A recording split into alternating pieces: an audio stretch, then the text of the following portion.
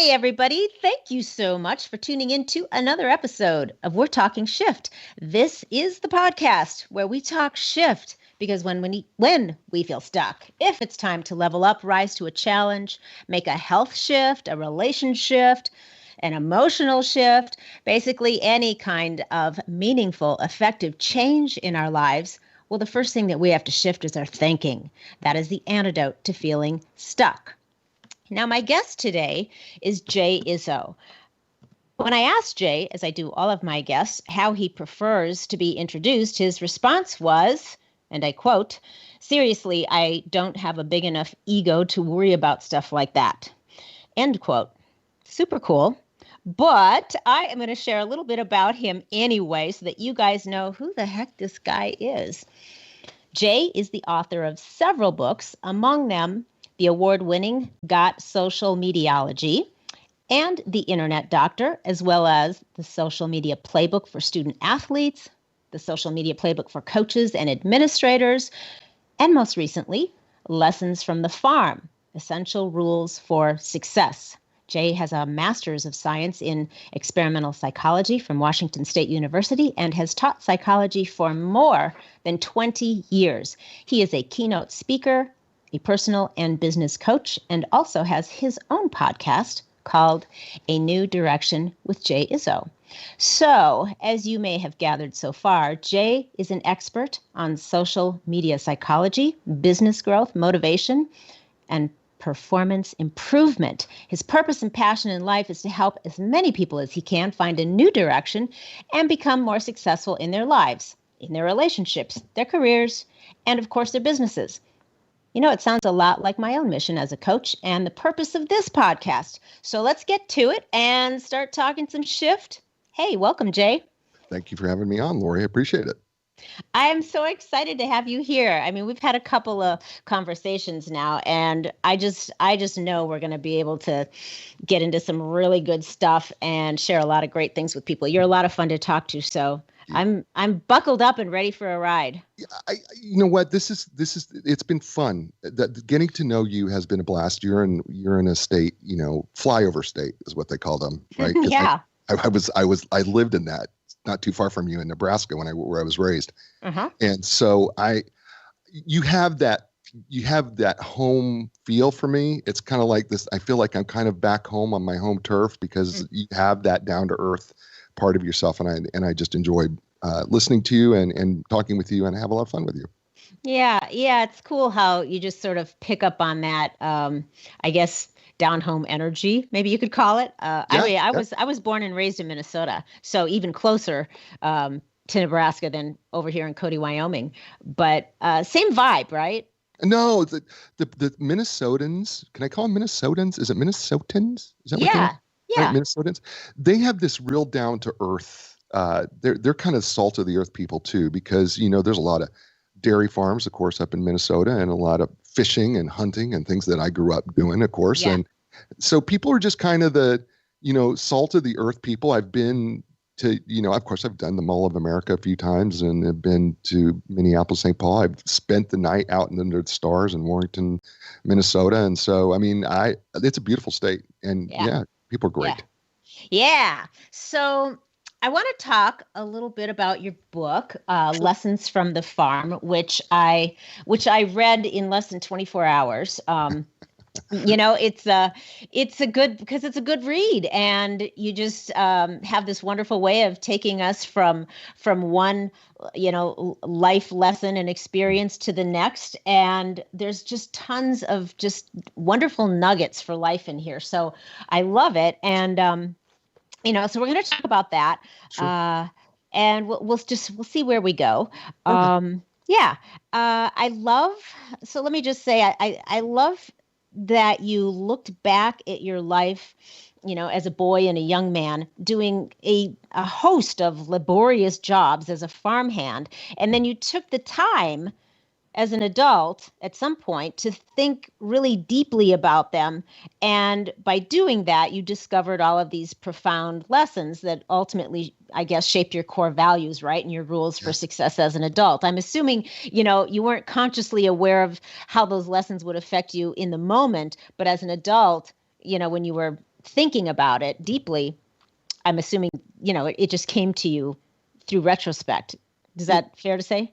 Yeah, no, you know what? It came out of, I do this, well, at some point we'll talk about this, but I do this gratitude thing every morning where I wake up every morning and I write down 7 things that I'm grateful for. And one of the things, how this book came about, one of the things that happened was I wrote that I was really grateful for the men that took the time to spend time with me to teach me to be a farmhand.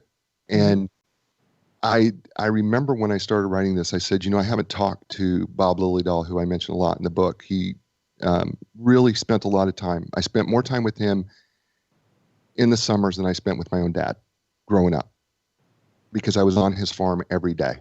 And I started thinking about how grateful I am. And I was thinking about what are the things that I still do, or what are the little pieces that I still do. And I started writing down these things that Bob taught me, or Alan Nygren, who I mentioned, or Gerald Treptow, or Ralph Treptow, and all these. And I started to realize that, man, they gave me so much that I still do today. Right. Maybe I don't do it exactly the same way. And it became so inspiring for me. I remember telling my wife, I'm going to write this book. And she was like, I'm tired of you writing books. Because the financial return, people understand, financial return books are really not much. But right. I said, write this book. And I handed her the first few chapters, and her tears were rolling down her eyes, and said, you have to finish this book. And that was it. And I knew that this was the book that I had to write. And thank him. Yeah. And all of these things that you're sharing and talking about, it's more than just a person's memoirs. These are profound life lessons that anybody can apply to their life, which is why it's so valuable. And I think it's so cool that you get to a point in your life, a lot of people do and a lot of people don't, where you're willing to sit down and reflect, not necessarily on just what you think were the highlights of your life, but reflect on the people in your life, whether they were in your life in some ways that have left you with negative memories or positive ones. There's lessons there.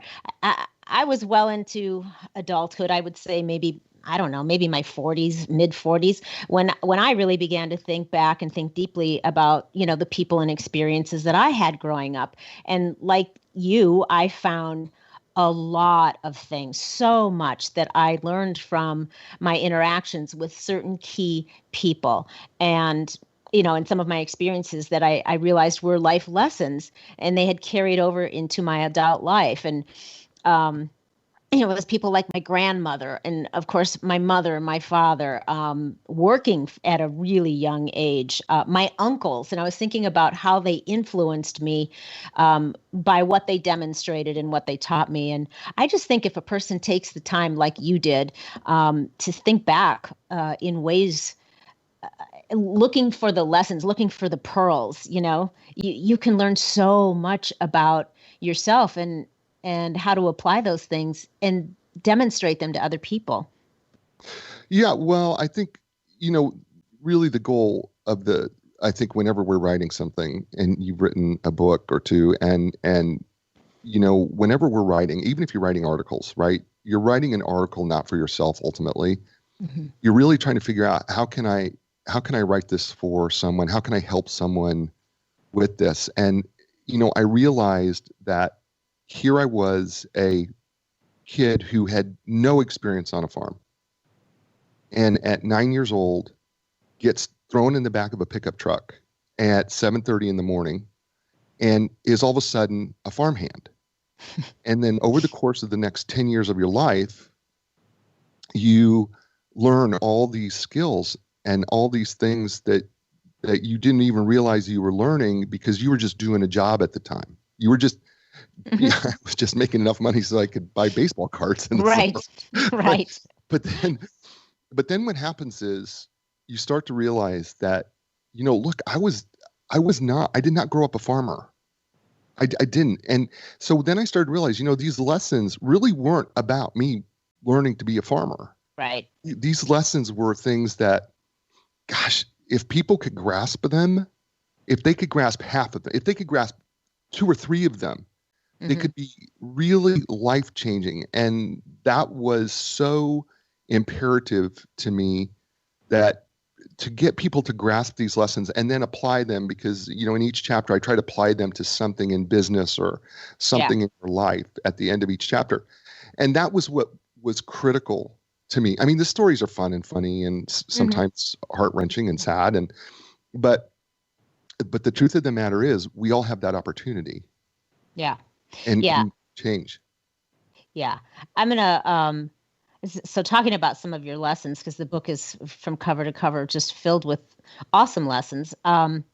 I want to dive right into one of the juiciest lessons of your farmhand experiences. Actually, that's a pun, and it'll be obvious in a second. And so I'm going to ask you to share the life lesson you learned from being up to your elbows in a cow, helping this lady out with her birth. Yeah, lesson 10. One event can change your life forever. Yeah. Right. So how did that change your life, Jay? Well, what you realize is that all of a sudden, when you are called at 6:30 in the morning, which I was never, ever called at 6:30 in the morning. I got to work at 7:15. I was never called earlier than that. And when Bob called me early in the morning, there's something really special, isn't there, when somebody says, I need you? Yeah. Yeah, you're right. Because no matter what shape you were in when you went to bed, right. You could be well rested, you might not be. But wow, when somebody says I need you, you snap to attention and things start working like a switch gets flipped super fast. There's just no thought. You go into action, right? There really is. And there's a lesson in that I didn't write about, but there's a lesson in that too. There's a lot of power when if you own a company or you lead a team or something like that. So often we try to get people to do something for us. And so what we do is we legislate what they want to do. But what the greatest influence is that when you can be vulnerable enough that you can say to your team or to your people around you, I need your help, or I need you. Because it breaks down every barrier. Right. And we sometimes just make a mistake of phrasing that wrong. I mean, Bob said, I need you. And then he said, we have a cow that's down and she can't get up and she's trying to give birth. There was, I don't have any experience in delivering cows. You didn't grab your medical kit? No, I didn't have my little. I didn't have this little medical kit that I could just pick up. Oh, okay. Well, I know exactly. I didn't. Yeah. I just knew we needed help. I didn't know what that was going to look like at the time, but I knew we needed help. Mm-hmm. And I remember jumping in my pickup truck. Yes, I had a pickup truck. I called him Big Blue. And anyway, so that's so funny because my daughter called her Toyota 4Runner, her 2001 Toyota 4Runner. That was her name, Big Blue. Yeah, Blue. Anyway. I turned it to Blue. Yeah, no, it's true. Okay. And so it was a Chevy pickup, and it was 1979 Chevy pickup, and it was blue. And I remember coming out there, and I pulled up right where I knew the cow was, and there she was laying on top of this frozen mound. It's January 1st. It's freezing cold in Nebraska, as you well know in the Midwest. I do. And it's freezing. It's frozen. And here's this cow struggling. And Bob, God bless him, Bob was like, okay, here's what we got to do. Okay. And so he started going in, and he said, oh my gosh. And I was like, what? And he was like, it's a breach. We got to turn the cow. Okay, that's awesome. We got to turn the cow. So the umbilical cord was wrapped around the cow's head, and he said, take off your jacket, roll up your sleeves, soap up. And I'm like, what? Ooh. Because at that time, there's no rubber gloves. There's this bar of soap that you were rubbing. You got cold water and you're rubbing soap up and down your arms, up and down, and you're just doing whatever you can now, because now you start to feel this pressure of not only are we going to try to save this poor little calf, but we got to save the mom. Yeah. And she can't help us. She's helpless. And there's another lesson in that too. And anybody who owns a pet, yes, I think you need to understand that they need you to help them. They need you to feed them. They need you to water them. They need you to do all sorts of things for them. And you have to understand our responsibility is to help those little animals, whether it's a cat, a dog, whatever the animal is. Well, in this case, it was this cow. And I remember not even thinking. I mean, he just said, soap up. We were in this panic, and you just reach in there and you're just trying to do whatever you can do. And I remember once we got the umbilical cord off his neck, we were trying to get its hooves, and we were trying to pull on its hooves to pull the calf around. Mm-hmm. And man, we just kept slipping, and it's slipping and it's sliding. You can't get a good grip. And so we took a chain and got it. We got a chain, literally had a chain that we wrapping around the poor little thing's hooves to try to just give it enough grip so that we could pull on the chain and turn it around. And we eventually were able to and it's bizarre. I'm just telling you, I'm going to draw this picture for you, but there's 3 hands inside this cow at the same time. You got one pushing on the hind end of the cow. You got 2 hands trying to pull the front end of the cow. Dear Lord. Yeah. And so, and it's slippery and it's slimy. And by the way, you forgot that it was 17 degrees. Yeah. That was my next question. Because all of your senses it's like the world just sort of ceases to exist. And the only thing in your world right now is the task at hand. It's really true. And focus is an amazing thing. It's an amazing thing when you can be that focused. And as I'm telling the story and reliving the story again, I mean, I feel everything. That's something about this whole incident is I can feel everything that I was feeling. I could feel the pressure, the panic, of trying to save this animal. And I could feel all of it. And I remember that when we got it turned around and we started to see the nose, and then we could get a better wrap on the chains onto the hooves, and I'm trying to pull on my cowboy boots are slipping on this icy mound, and we're trying to do all this stuff, and finally it just comes flying out at you. The calf just comes flying out, and you're just covered in all sorts of things, and but you know what, there is such an amazing miracle that you're just a part of. I mean, it was such an amazing miracle. And it has served me so well in my life. And I hope that people get to have those miracle moments. And I'll tell you why. Sadly, what happened one day, I was driving to New Jersey to see some family as I was living in North Carolina, and this was in the winter, and a motorcycle driver passed me by, and the next thing I see is he passed me by, and I'm outside of Richmond, Virginia. Mm-hmm. I see his motorcycle fly up in the air, and I see his body separate from the motorcycle. Oh, God. And so when I finally get up to the point, because we're in standstill traffic almost, I pulled my pickup truck, another one, and pulled my Toyota pickup truck off to the side. I jumped out, and here's this man who is lying up against the cement median that separates the sides of traffic. He has slid clearly across the pavement, where it's not only tore off all his leathers, but it's also torn off his skin. And people around said, we need to, because he was in such an awkward position. People are going, we need to lay him down. And I was like, no, I'm screaming, no, don't touch him. And I remember running and getting everything he had on his motorcycle and just propping him up right in that spot. Right. Stabilizing him, just trying to stabilize him. And I remember just all of a sudden things just started hitting me, going, talk to him, just keep talking to him, ask him who he is, ask him where he's from, ask him why he was here, ask him what was going on, until the emergency medical team came.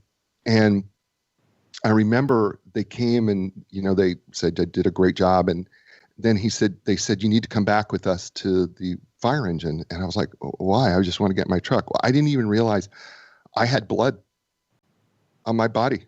Oh, right. I didn't even know. It didn't even occur to me because I have been so focused in my past that now I was able to handle that calmly and coolly and correctly and thankfully.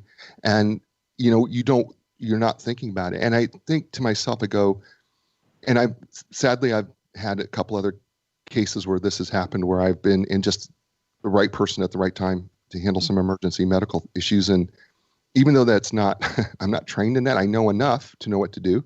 And but I know that one event when I was 17 years old, I know that one event really prepared me for my future. Yeah. Things. And I think that's the thing that we lose so frequently, is that you have events in your life that you don't even realize why you had to do them, but then they come around later and you go, man, if it wasn't for that one event, if it wasn't for that cow, if it wasn't for that calf, if it wasn't for, just being available and ready. And that, by the way, is another lesson, right? Is you got to be available. And yeah.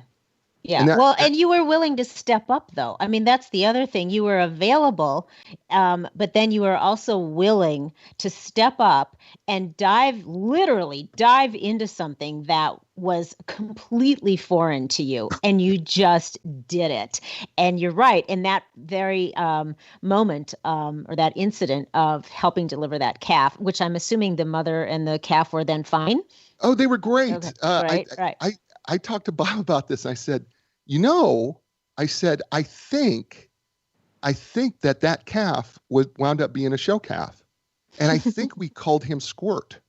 And he said, I remember Bob and I were talking about as I'm writing the book, and he says to me, and he goes, I don't remember that for sure. But he said, it could very well be. He said, it could very well be that was the case. So cool. Everybody was fine. Yeah, it was great. And it was a neat story.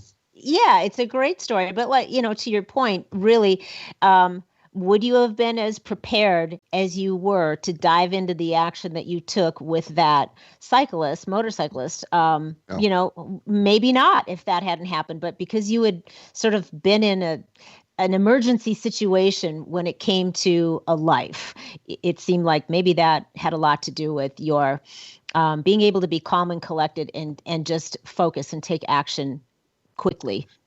Yeah, the farm does that to you because there's always something happening that you aren't expecting, and I'm so grateful for that because, here we are in the midst of a pandemic, right? It's very unexpected. And there's a lot of people around me who are struggling and are scared and everything like that. And, I feel like I'm okay. Yeah. I feel like I'm available to help. I don't feel like I'm challenged. I feel like I'm available to help. Right. I feel the same way. And I do think a lot of it is how you take the lessons that you've, that have been presented to you in life and what you decide to do with them. Are you going to be in a victim mentality and kind of a prisoner of, the negativity and the sorrow of it? Or are you did you become stronger and resilient so that you are then capable of handling whatever the challenge of the day is? Yeah. Victim to victor is really not all that many different letters. Right.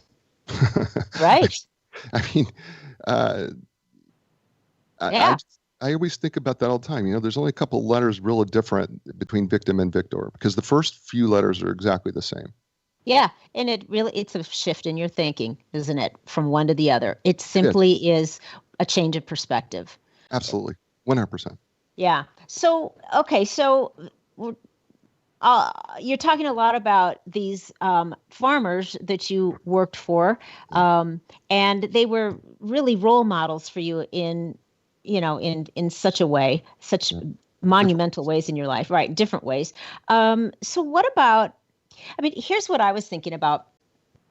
We have we have pseudo role models now. We have celebrities, and that's not necessarily a new thing. I mean, Wheaties cereal started, using celebrities as role models, on their cereal boxes, like Yeah. top athletes, I should say, is what they Yeah. started with, I think in the 50s, right? But now, that trend has continued. So we have a lot of celebrities that have become role models for young people. And then we also have a new thing, which is social media influencers.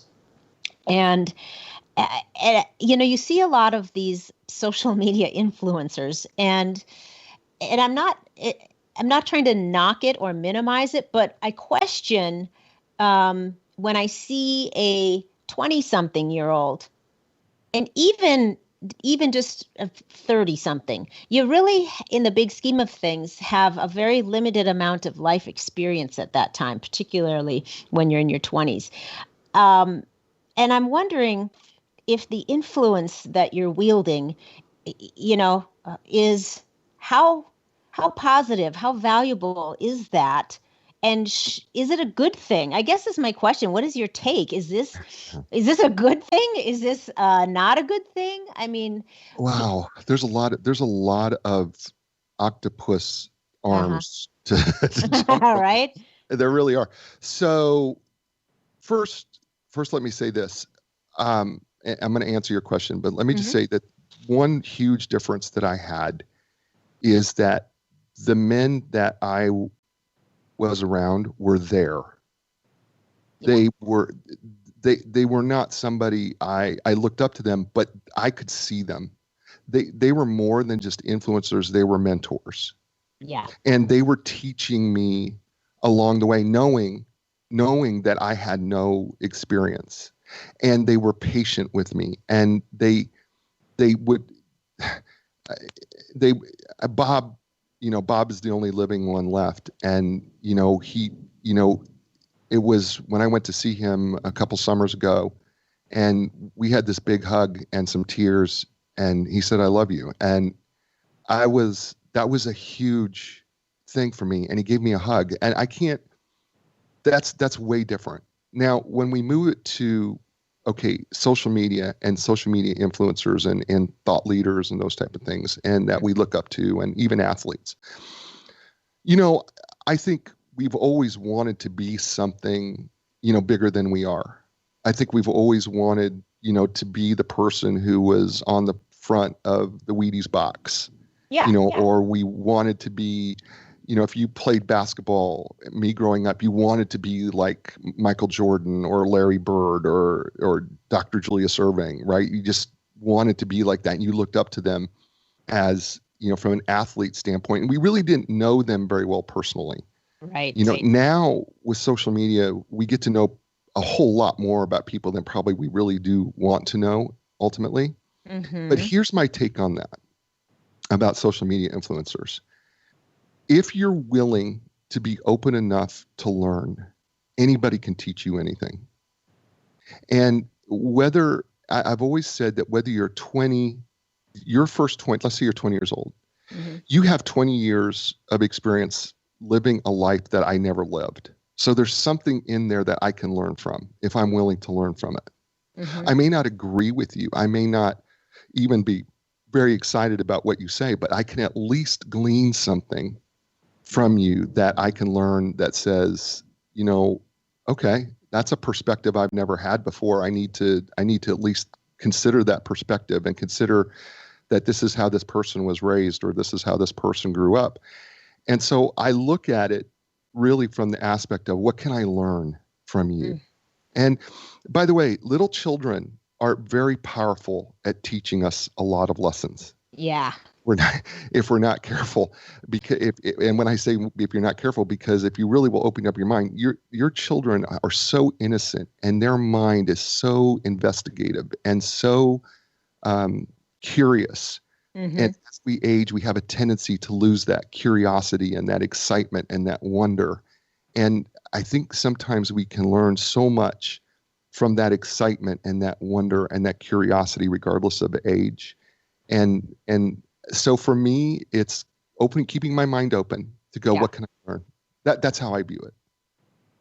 Yeah, I like that. That's a really good way to look at it. That's there's value there when you have that perspective and that approach. I do like that because I wonder. I mean, for coming back to your book, I mean, how many kids and teens get to experience life on a farm?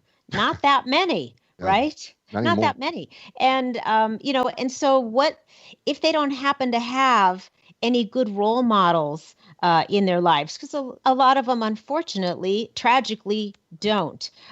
So if they don't have it, maybe they don't even have any form of work experience to draw on. So you just made me wonder, okay, they're kind of at the mercy of being influenced by what they see, coming from celebrities and people on social media. And I guess, yeah, depending on their mentality and the way they look at that, it could be a really positive thing.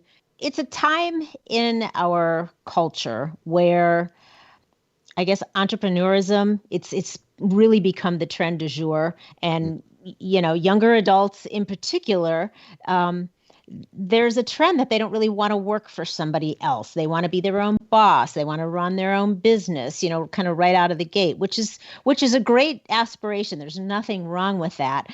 Right. But they don't want to do things in what they consider to be the old way, which in their view requires a lot of years of sacrifice before you realize success, right? And I was talking to my nephew recently about this.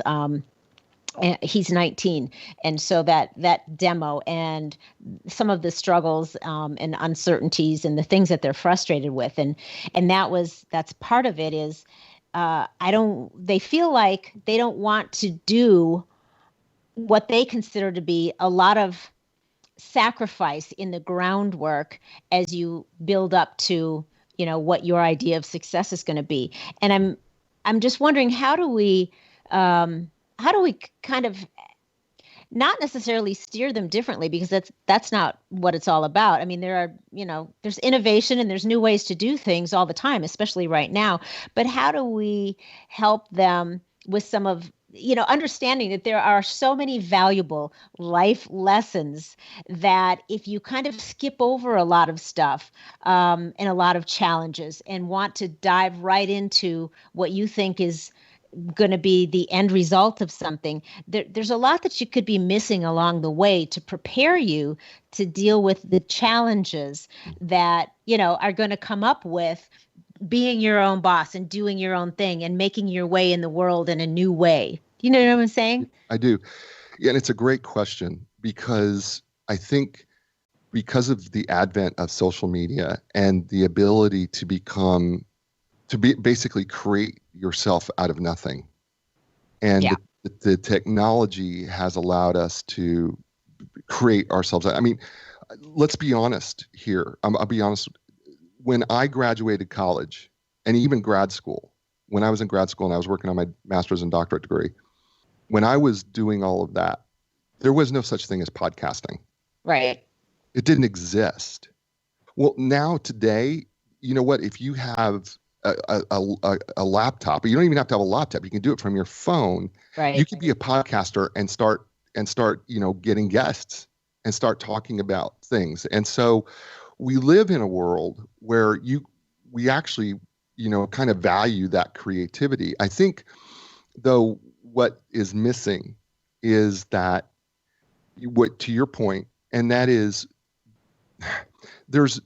you can't, it's hard to know what you don't want when you're doing things that you don't want to do the rest of your life. Exactly. I mean, I didn't want to be around 400 hogs and 880 acres the rest of my life. That was just not Right. something I wanted to do. But how would you know that if you didn't do it? Right, exactly. That's the thing is that we go, oh, that's not what I want to do. And I think here's the other piece to that, and that is, you know what? We are all blessed with a unique set of natural, God-given abilities, skills, talents, and passions. And it's what makes us all unique. No two people have the exact same skill set the exact same, it may be close, but not everybody is Michael Jordan. There's only going to be one Michael Jordan. Mm-hmm. There's going to be only, one Brett Favre. There's only going to be, one Joe Montana. There's only going to be one Hank Aaron. There's only going to be one of those, and they have a unique set of skills and talents that they bring to the table, and we all do. And I think what happens is that we get so caught up into telling people that they have to go to college or they have to do this, and then they try to figure out a degree based on what's going to make them the most money, rather than taking a look at, well, what are your natural talents, skills, and passions, and how can you start molding yourself in what you're naturally gifted to do? And I think the good thing about this younger generation is I think they try to figure that out. I think the bad thing about that is that they don't experience enough negative things to even know if it's really a negative. Yeah. I mean, the fact of the matter is, I gave farming a really good shot. I mean, I gave it 10 years of being able to go, okay, I'm going to give this a really good shot. And there was a point where I thought, well, maybe this is what I'm going to do. But I was really never truly gifted, nor did my passions lie to do it. Yeah. And as you age, you start to realize that you can't throw bales from 6 a.m. in the morning, in the summer till sundown. You can't do it anymore. So I think the one negative is that, you do need to experience a lot of things, because you really don't know what you think you may not like actually may be the very thing that you are so good at. Mm-hmm. And so, I'm sorry, finish your thought. Well, it's just that you may be so good at it and you may be so passionate about it that you just don't realize, but you never tried it because you have your ideals set on something else. That it happened to me, Loree. It happened to me. I mean, I thought I was going to be this great psychologist. I really did. I thought I was going to be the greatest sports psychologist. I was going to be the next Bob Rotella. I was going to work with some of the best athletes in the world.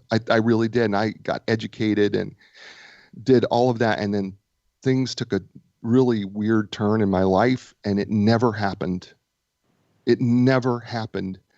And had it not been for floundering and doing so many bad things I hated, had it not been, I would have never stumbled upon the thing that I love to do, what I'm doing right now.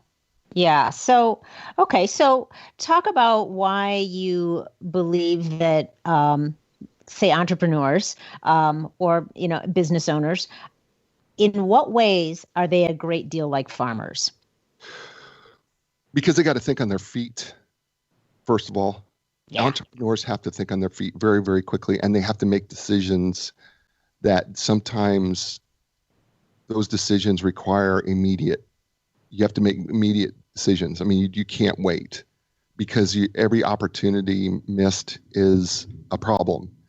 And so I think that's, first of all, you have to be able to make very quick decisions. But I think then the other thing is, and this is really true, is if you believe in what you're doing, you can't quit. I always use the example of, it's like the, the gold miner who's in the mine shaft, and they've been using the pickaxe, and they keep using it day after day after day, and nothing comes up, right? But if they had seen, that they're just and then they quit, and had they seen that they're just 3 feet away from that gold vein, and if they'd have just worked, 2 more days or 3 more days, that gold vein would have been there, and they would have realized their dream.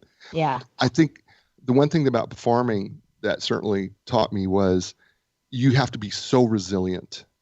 And just because you're not seeing results today doesn't mean that you're not going to see a result tomorrow.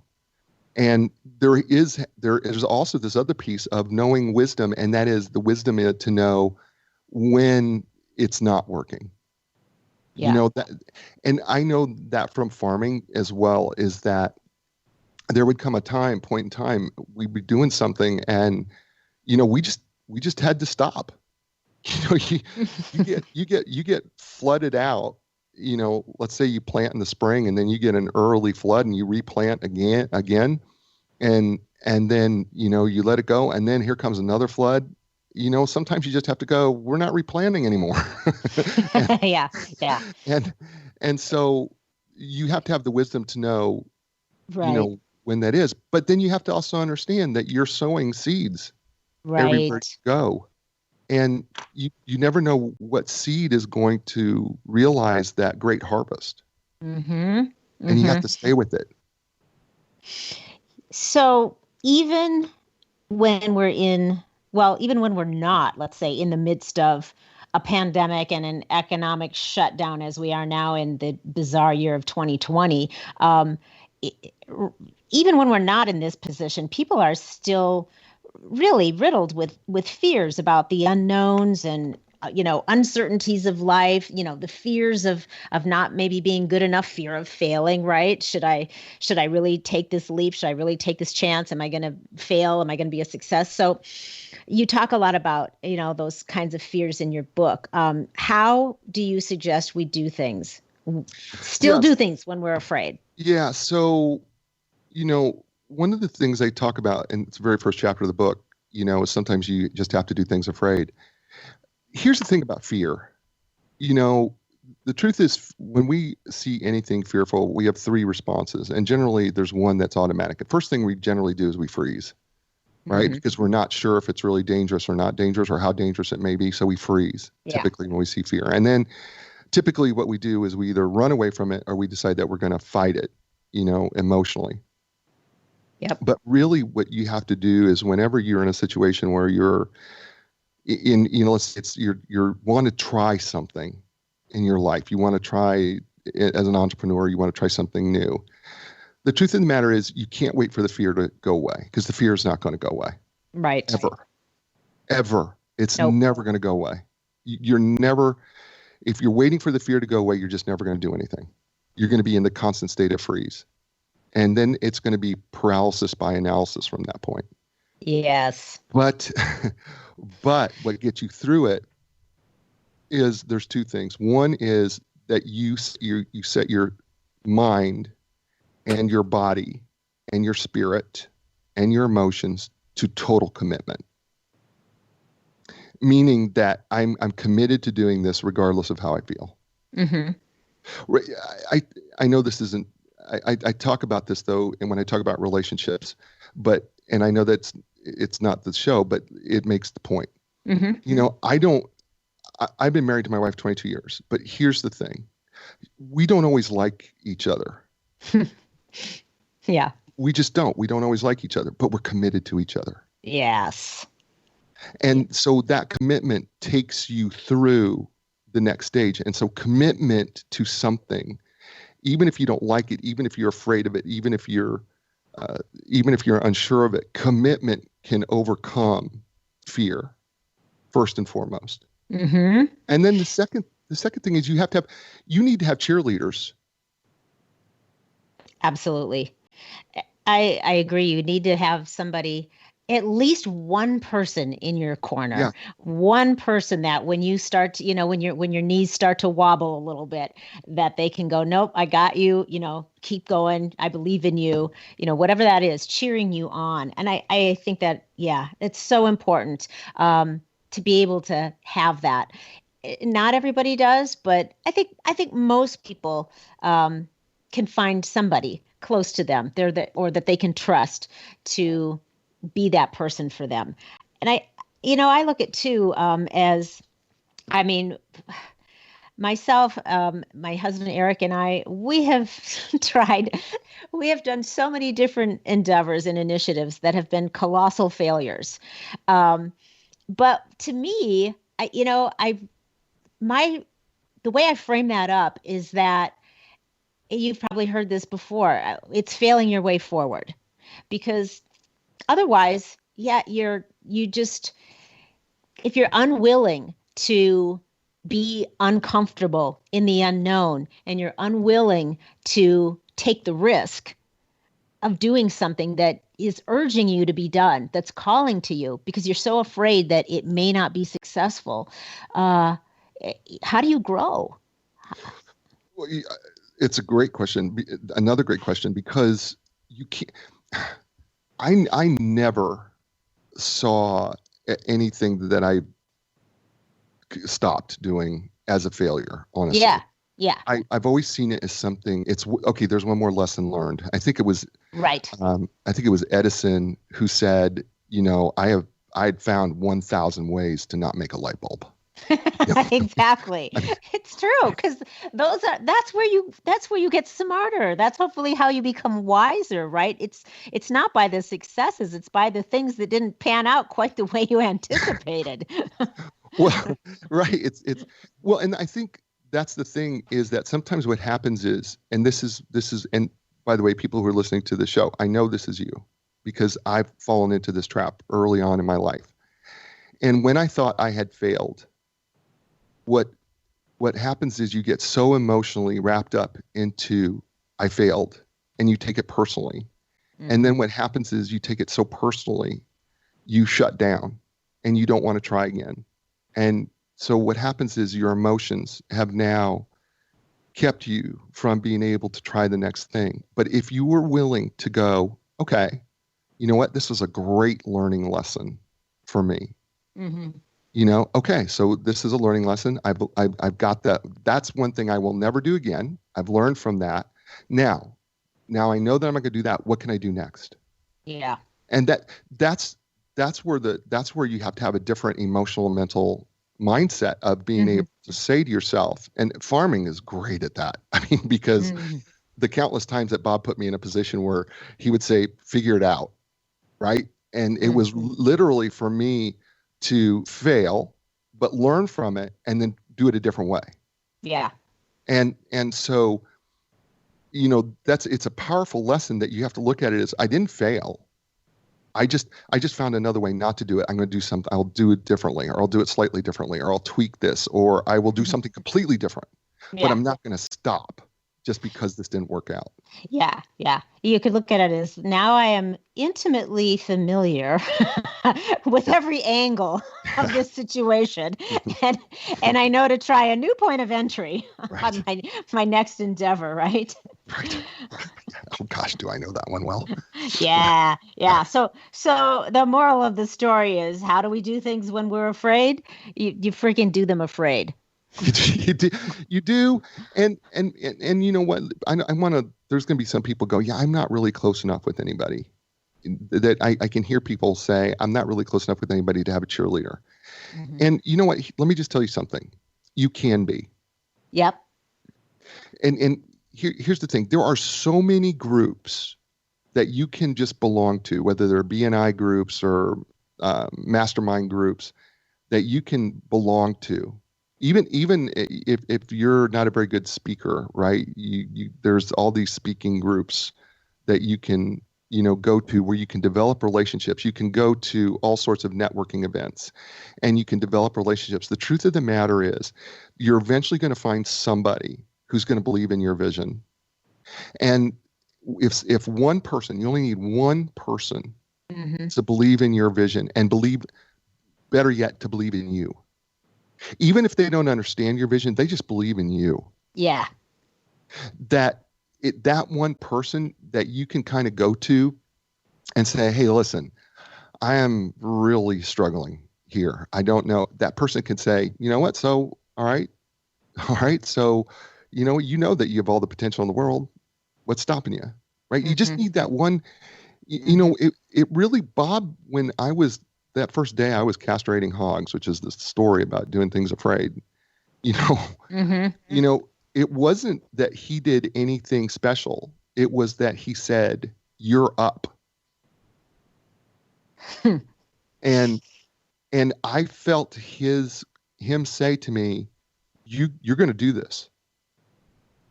And yeah. That doesn't sound very encouraging, but in fact it was.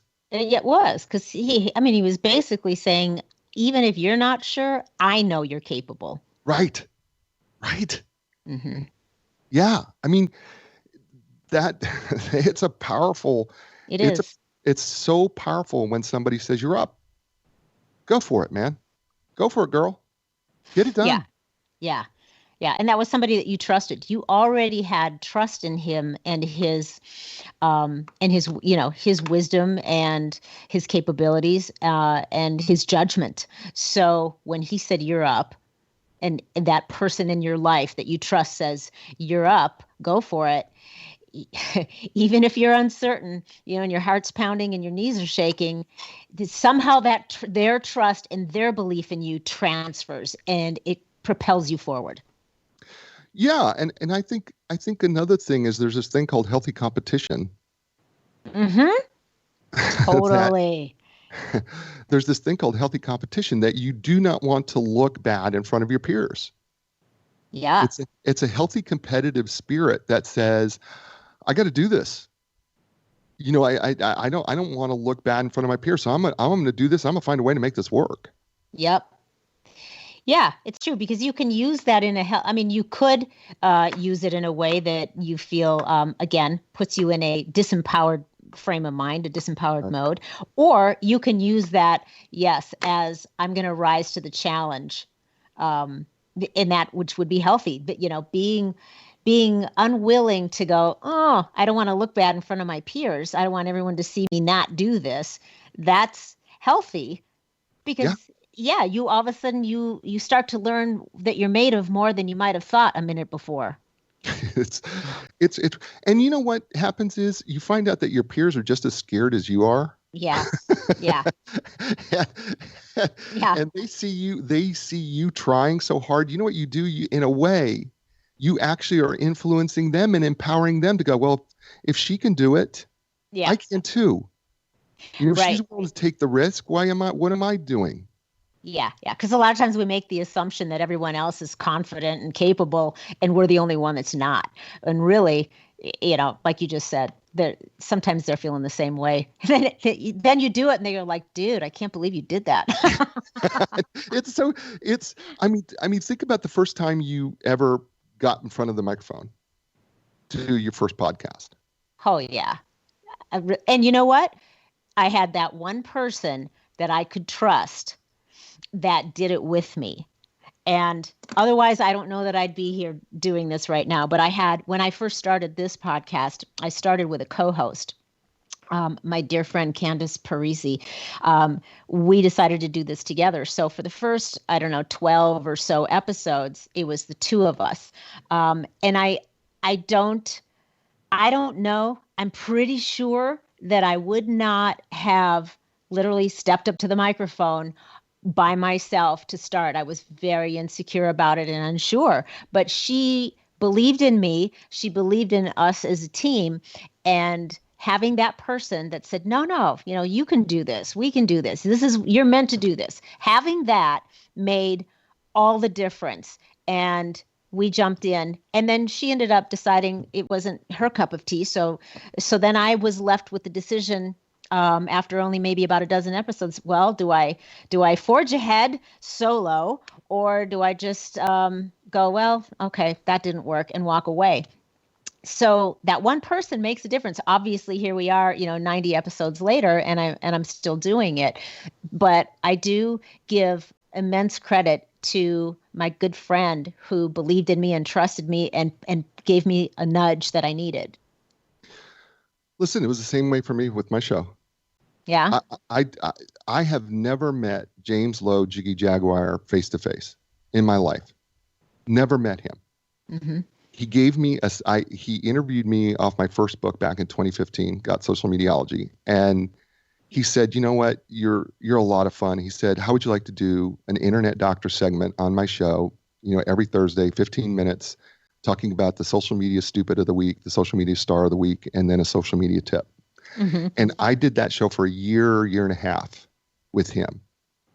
Now, remember, I have never met this young man face to face, ever. And he says to me one day after doing a show, because he brought me in to do some interviews with some other folks, and said, you need to have your own show. And I'm like, I have no idea what I'm doing.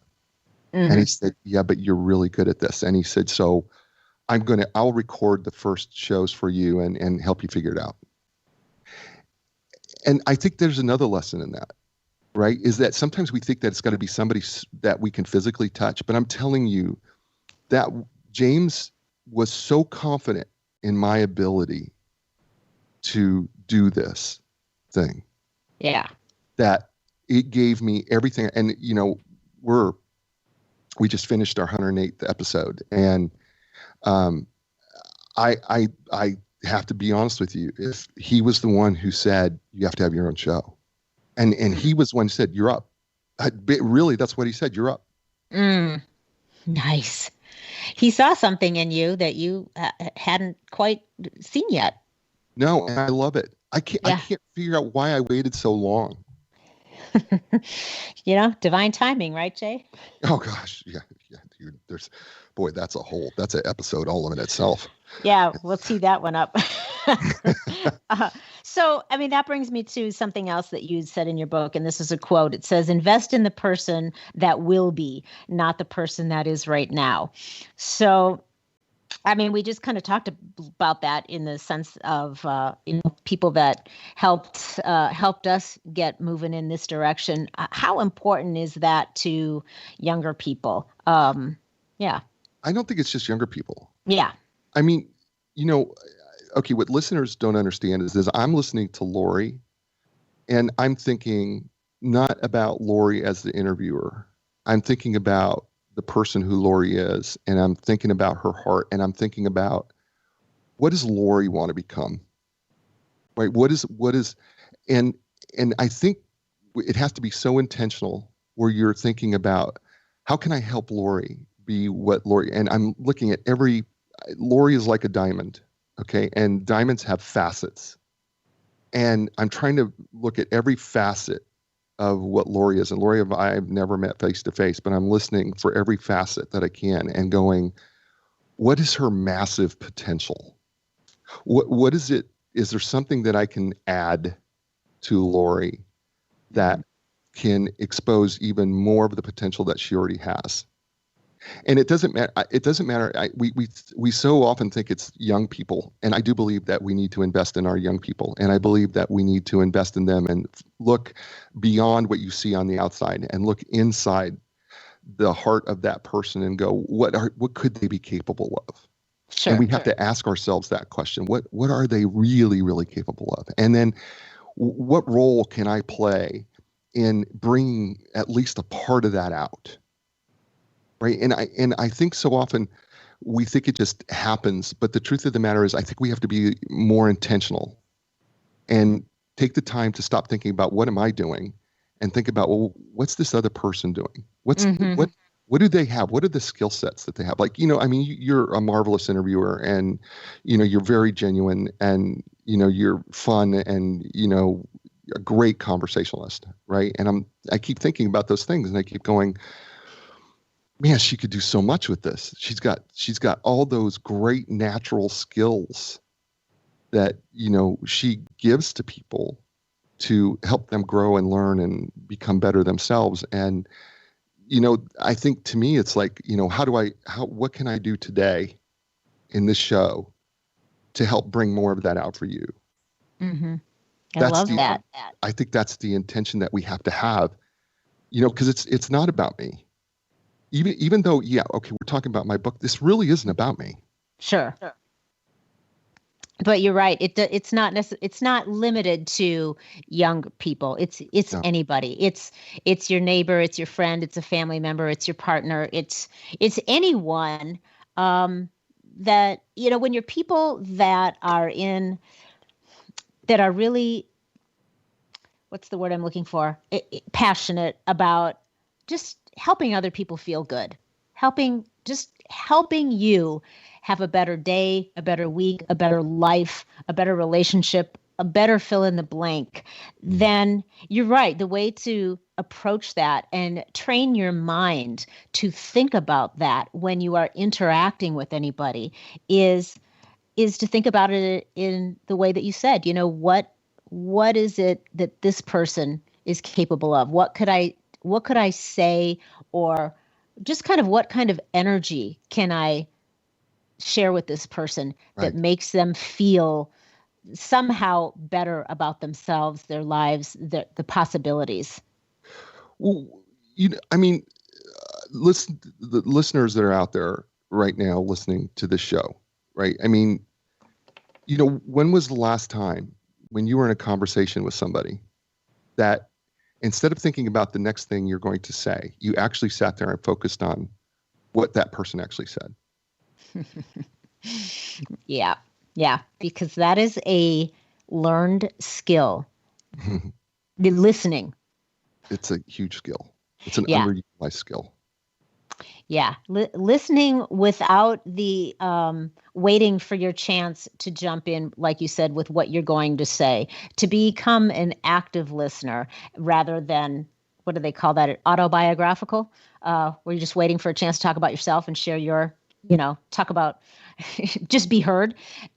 Giving the gift of listening sincerely and with curiosity is definitely one of the best gifts we can give another person, I think. But yeah, well, Mark Twain said that most conversations are monologues with witnesses. I love that. It's true. That's really what happens to us, right? I'm trying to figure, as we're sitting here doing this, and you're in Wyoming and I'm in Raleigh, North Carolina, I keep trying to think, how can I add value to Loree? What is it? Is there something that I can do to add value to her that can lift her show, that can lift her a little bit further? That to me, that's why I think I do interviews. When I do interviews on shows, I really do honestly and sincerely say to people, how can I'm trying to figure out how am I going to add value to you? Yeah. Yeah. Well, you just told me that I'm a diamond, so there's that. well, I feel really good now. Really good. But think about yourself though for a second, though, Loree. I mean, you have a lot of facets to you. Yeah, well, we all do, right? Everyone does. Yeah, right. Everybody's. Yeah, I mean, yeah. Everybody thinks, well, the only diamond is Loree. Well, that just stinks. No. We're all diamonds. Okay, we're all diamonds. We all have facets to us. But we will never see them if we don't, first of all, take off our microscopic lens on ourselves and take out the magnifying glass to look at someone else. Mm-hmm. Beautiful. I love that. It's true. So it kind of leads into the next thing I had here that I read in your book, saying, give life to others when you can. Sometimes they're living, but they're not living. They're stuck. So tell me, because obviously it's all about getting unstuck. And, what did you mean by that? They're living, but not living. They're stuck. I thought about my dad before he died.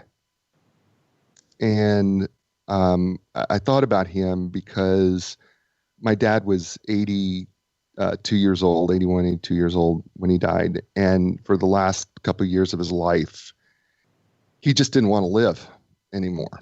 And, it reminded me when Dad died that, and I wrote this book after his death, a few years after his death, I thought about, there was nothing I could do to get Dad out of that spot. Right. I couldn't. And I tried every conversation I could think of, and he just was stuck in, his own world of not being able to get out of that. Mm-hmm. And I know that there have been times in my life, and there have been times, even on the farm, where I just got stuck and I just didn't know what to do. And I do know that there were times when Bob had to, sometimes in a very caring way, say to me, you know what, you're capable. You're far more capable than you really realize. You're stronger than you think you are. You're smarter than you think you are. And I think when people get stuck, they don't think they're strong enough. They don't think they're smart enough. They only see all their failures. And there has to be those times when, even if there's no one else around you, that you have to change what you say to yourself and go, you know what? I am stronger than I really am. I can make it through this. I can do, I know I can. I know I'm not feeling it right now, but you know what? My feeling is an illusion. Mm-hmm. And so, you know, I am strong enough. You know what? I am pretty smart. I've gotten this far in my life and I'm still breathing. So evidently I've been able to survive this long. I can survive this. You know, I've got to think about this in a different way. Yeah. Which is mindset. So now, you know, right. You're asking somebody, especially somebody that's been on the planet for 8 decades, right? Mm-hmm. You know, if we're talking about your dad or my dad, who only made it through a little over 6 decades. Same thing, got stuck. But you're asking, but we're asking people to have a massive mindset shift that, and some people can do it. They, you know, the conditions, their personality, their character, their support, if they have some, can help them make that shift. But, you know, in the case of your dad, my dad, sometimes it just isn't going to happen for him in this lifetime. Right. And so, you know, all we can do is say, well, I did the best that I could with what I knew at the time. But, you know, it's hard because we struggle, I think, as maybe kids that have, you know, or people that have lost their parents in situations like where you go, God, it didn't have to be that way. I wish they could have, you know, had this mind shift and changed and had a different quality of life. But it's easy to feel guilty or kind of wish that you would have been able to do a better job at helping them make that shift. And sometimes, you know, we don't get to have that power, and we just have to be okay with saying that was their soul's agenda, and they fulfilled it the way they came to fulfill it, and be okay with it. Yeah, I listen. I know that I did everything that I could do. Mm-hmm. Right. I mean, I know I did everything. I don't feel guilty. I don't have any guilt in anything I've ever said. There's no guilt in that. I wish it would have turned out differently. It just didn't. And that was Dad's choice. Let's first of all, let's understand that my father made a choice.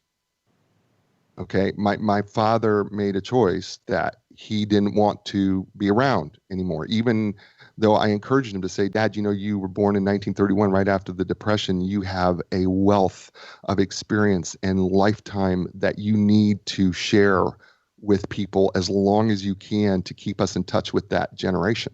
Mm-hmm. Right? Mm-hmm. And that wasn't enough. But let me say to the people who feel stuck right now. Yeah.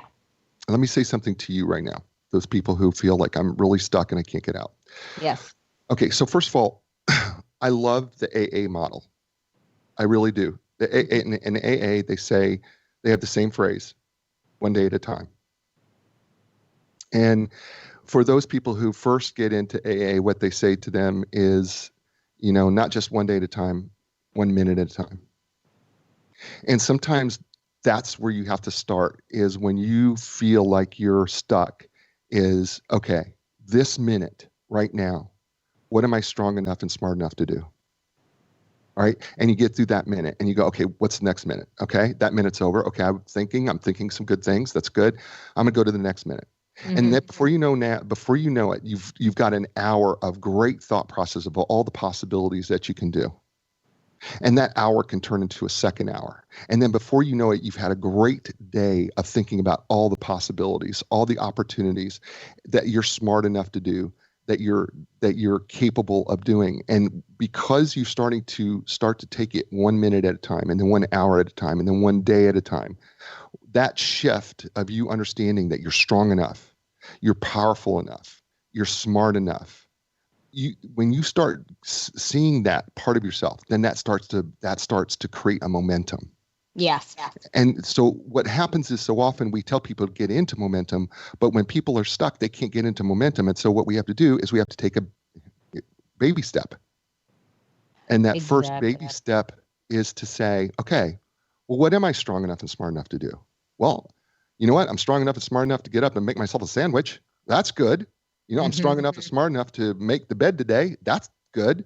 I'm strong enough and smart enough to be able to do my laundry today. That's good. I'm strong enough and smart enough to do my dishes today. That's pretty awesome. I'm strong enough and smart enough to call up a friend and say, hey, how are you doing today? Instead of worrying about me. That's pretty awesome. I'm strong enough and smart enough to, go to Indeed.com and check out to see, well, what things would I like to do? Yeah. Just start 1 minute at a time. Yeah. It's, and you have to keep telling yourself, you know what? I am stronger than I think I am. I am smarter than I think I am. We can all do that. Listen, Loree will tell you, I will tell you that when we started getting into this business of coaching and broadcasting and the things that we do, listen, there have been moments where we go, God, this is just not working. And I feel like I'm getting nowhere. But then, what you do is you go, you know what though? You're smart enough to know how to do this. And you know what, you've got good things. What is an opportunity for me to take my coaching? Okay, well, maybe I can't get paid to coach, but you know what if I put out on social media some of my ideas that I coach? Maybe that I can share with people and go, because you know what, even if you're not going to pay me for them, I still want to make you better. And that makes me feel better. And that starts to give me momentum. Yeah. Yeah. Because it's like you say, building momentum. Well, that's just it. It's something that you build, one step, one brick, one action, one thought at a time. It's like a train that's been on a track and it hasn't moved for a long time. It starts out really slow and it takes a while. It takes a while before it is just clipping along, at a good speed. But it takes a while. And so I think, you got to cut yourself a little bit of slack and just go, do something that you can be successful at, like making your bed, like making your sandwich. Yeah, I mean, I got to be honest with you. My wife and I have a fight over who's going to make the bed first. and I'll tell you why. Because I go, dang it, I accomplished something today. If nothing else goes right, I've made the bed. And I was really successful at it because it looks great. And she thought it looked great because there's about 6 million pillows on my bed and I got them all right. All right. And so the pillow talk, we're going to talk about that when we talk about relationships later. but you have to take your little victories. Yeah. And you got to look at little victories and then you got to go, this was a victory for me today. My wife is off on her little trip to the beach and she's with her girlfriends and they're having a great time. And, she said, start the dishwasher. And so I started the dishwasher and so I started it. And this morning I got up and I don't have to unload the dishwasher, but darn it, I was going to. Before my first cup of coffee, I was going to unload that dishwasher. And I unloaded it and it was clean and it was pristine and it looked great. It was empty. And I shut the door and I said, I did it. Pat yourself on the back. Nobody had to tell me to do it. No. She wouldn't have known if I waited until Sunday to do it. Mm-hmm. Or would she have? Well, she may have. That's another. Well, the point, but the thing is, you got to take your small victories. You can't look at them as things that, well, it's something you should be doing anyway. No. Stop thinking that it's something I should be doing. Start looking at it as things that go, man, I did that today. Right. I got this done today. I've got several things under my belt today. Yeah. Yeah. Because if you minimize it, you lose the opportunity to use that as fuel. And you lose momentum. Right. You'll never get into momentum if you go, what was I supposed to do anyway? Mm-hmm. No, people, no. Unload the damn dishwasher before you're asked. Fold your laundry, guys. Seriously, fold your sheets. Seriously. Yeah. Even the fitted sheet. I know it's a struggle. Do it. Yeah. Trust me. When you do it and you put it up in the drawer, you go, well, it may not have been perfect, but I got it done. Yeah. And you know what? If you've never done it before, the very act of doing that is going to create an entire new neural pathway in your brain. You are going to be way smarter the next day just from folding that sheet. Yeah, but I think though, that was the thing. Bob gave me little jobs to do, right? They were very simple jobs. But you know what he would say to me? Even though it was his little job, he says, "You did a great job today." Nice. And look at how powerful that was for you. You did a great job. All I did was I spent several hours, spraying weeds. You did a great job today. I cleaned 12 scooped poop for 24 or 40 hog pens. Mm-hmm. Right? I do that every day. Nice job. And that's an important one. I know, because we have speaking of that, so since we have a dog, and a lot of times that part of the bodily function piles up out in the front. So my husband gets the fancy little pooper scooper, and he goes out there, and which I am delighted to see when that is happening. And what I have fun doing is telling him what a great job he's doing. And then I get on my bicycle and I ride around the yard and I go, "Oh, you missed that one." and I help. And I become a helper. So, but it turns it into fun. So he laughs because I'm, out there delegating while he's scooping poop, and we just have a good time. And the job gets done, and I give him words of affirmation, and everybody's happy. But that's actually another lesson in the book, right? Is that laughter is so important. Yes. Chapter 17 is laughter has in the workplace has a place.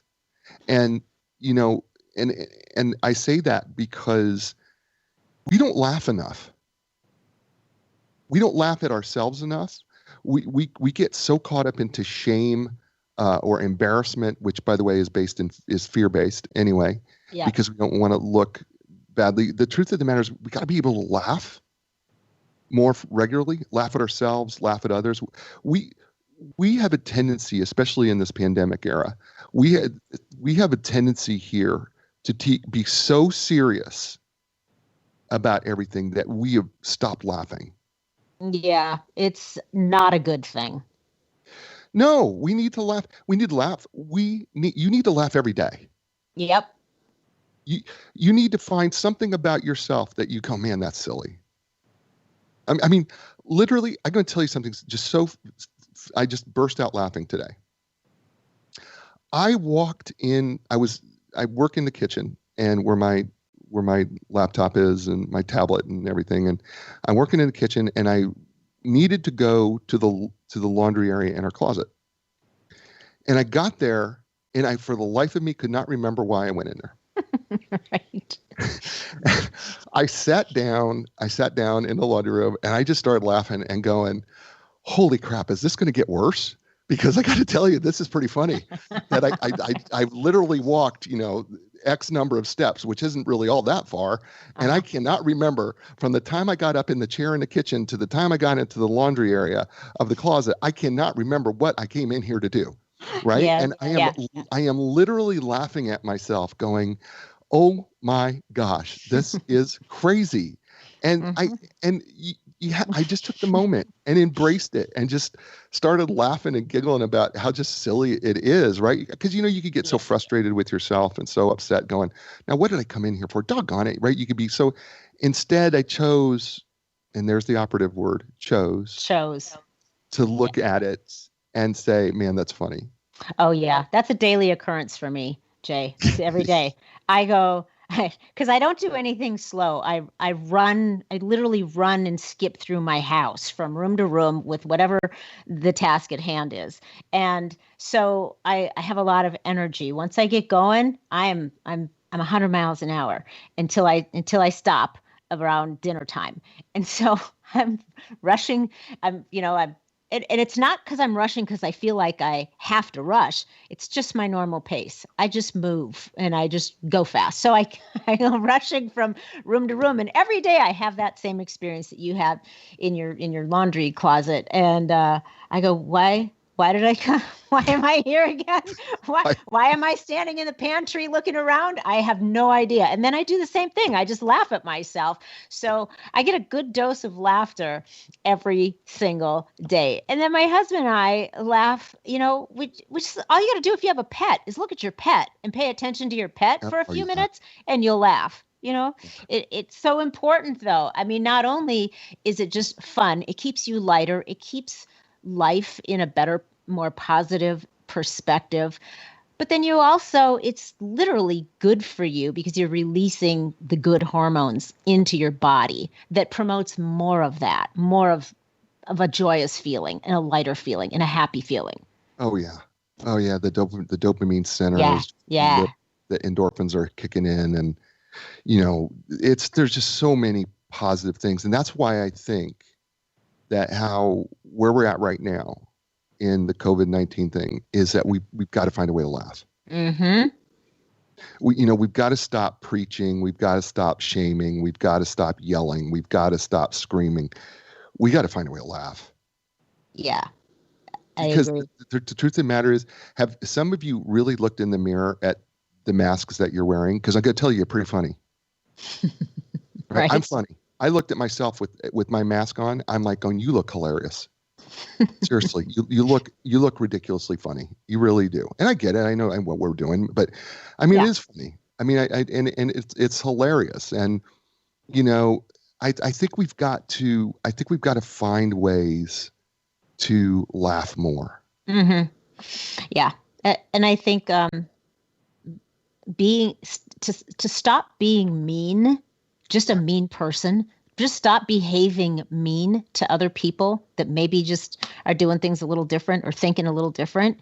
I mean, that's always going to be the way things are because we're humans. We all have our own thoughts and perspectives and experiences, but you don't have to be mean about it when you don't share the same perspective. And I think there's just a lot of meanness going on all day, every day now. And I would really like to see people just have a little more kindness. And it doesn't mean that you have to be a doormat. It doesn't mean you have to give up your opinion, but you can do it in a way that isn't mean and vicious. And I'm really, I get kind of, I mean, I could get frustrated about it, but I don't. I just take the humorous look and I go, boy, us people, we're humanity's kind of gone bananas. I just, we'll work it out eventually, Yeah, we will. And here's the thing that I would encourage everybody out there during this time to do is start growing your gray area.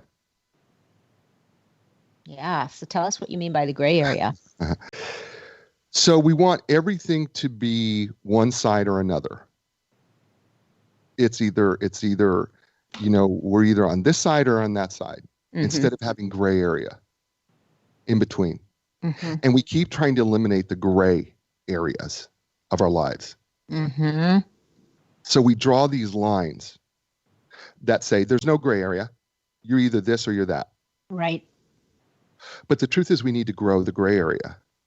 Because when we grow gray area, what happens is we're a little lighter. We're a little more forgiving. We're a little more understanding. We're a little more, it's just the way they are. It's okay. Good for them. And, sadly, as much as I've written about social media, and I've written a lot about it, and in Entrepreneur Magazine and in all sorts of magazines, I've written about articles on social media. Sadly, what has happened is we have used this platform, which can be used any way we want to, for good or evil. Yeah. And what we've done is we've drawn lines in the sand and we have eliminated the gray area. Your goal should be, and I will say this to you as point blank as I can, stop responding to every post that you either agree or disagree with. Mm-hmm. Stop it. Ignore it. Move on. I know that deep inside yourself that what you want to do is you want to go, that just got me so upset. I'm going to fight back. No, we're not going to fight today. Yeah. You don't have to engage. You don't. I've written about this time and time again. You want to know how to get rid of the trolls and the flamers and the shamers? Stop feeding them. Yeah. When you stop feeding them, guess what happens? They go away. Yeah, you starve them out.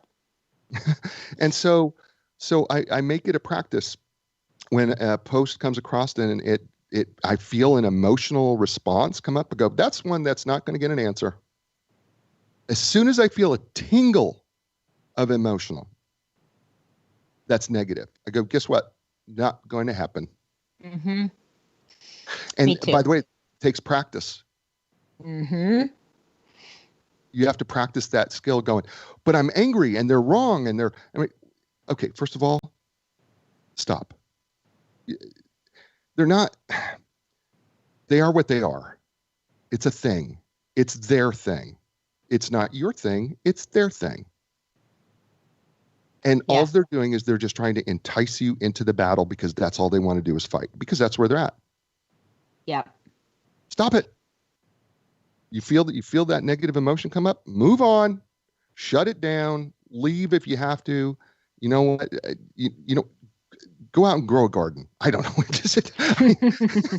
Yeah.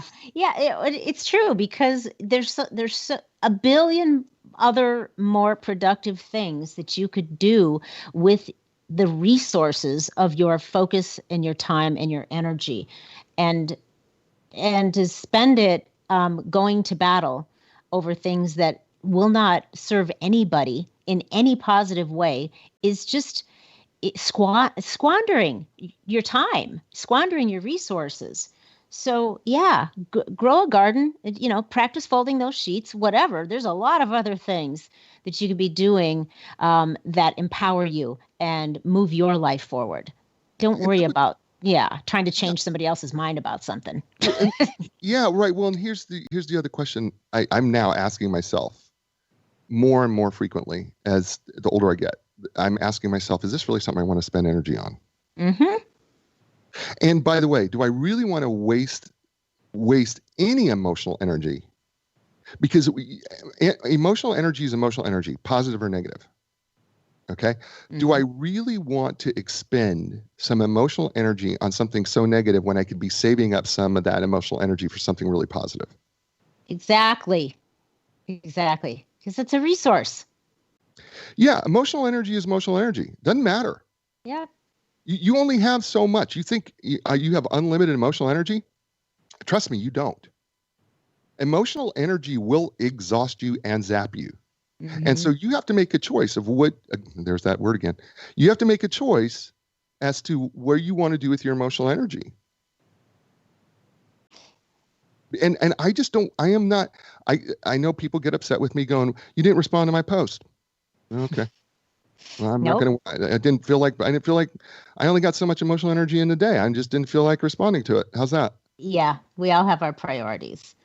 Yeah. I mean, I wrote this post. I thought you would be for sure. I'm like, well, I just didn't feel like wasting my emotional energy on it today.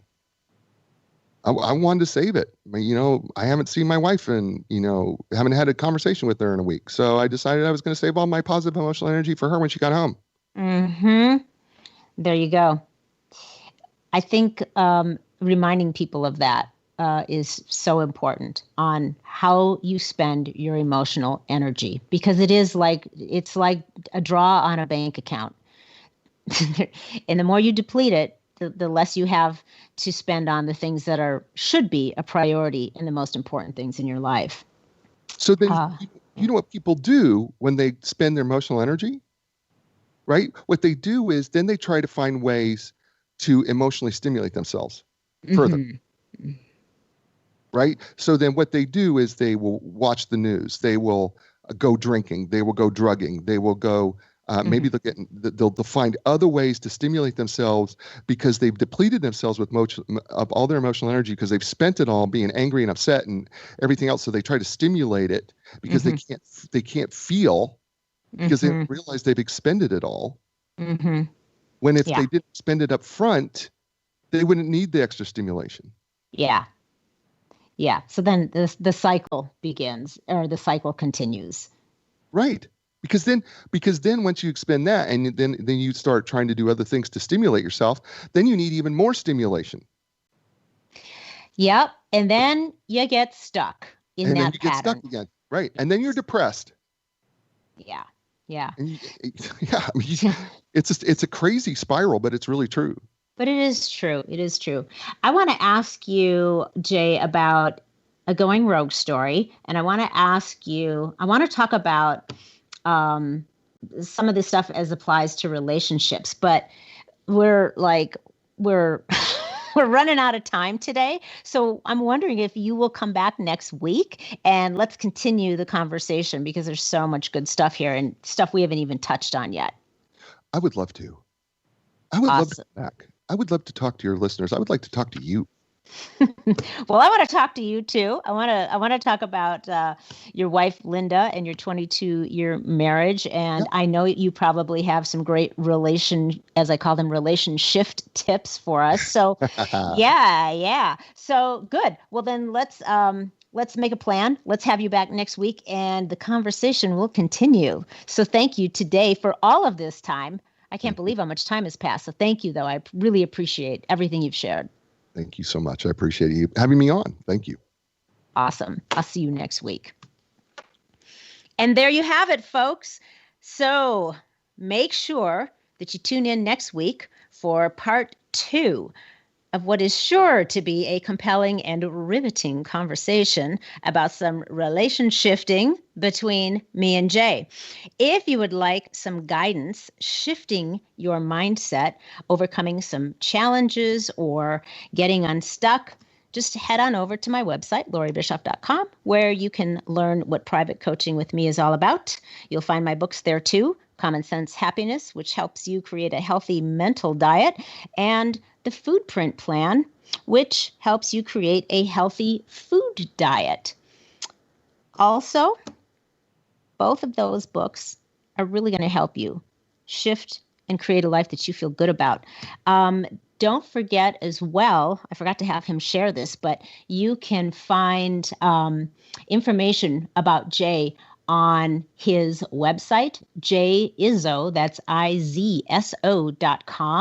He's on Instagram at Izso. He is on Facebook as at Internet Doctor. He's on Twitter as the Internet Doctor, and LinkedIn, Izso. So if you're enjoying all the good shift being shared on this podcast, it would really mean a lot to me if you would just take a quick minute, give it a rating and a review. Your reviews and the things that you say really inspire other people to give it a listen and helps them make some shifts in their lives. So until next week, stay feisty, my friends, stay healthy, and go make some epic shift happen in your lives. And that goes for you too, Gary V.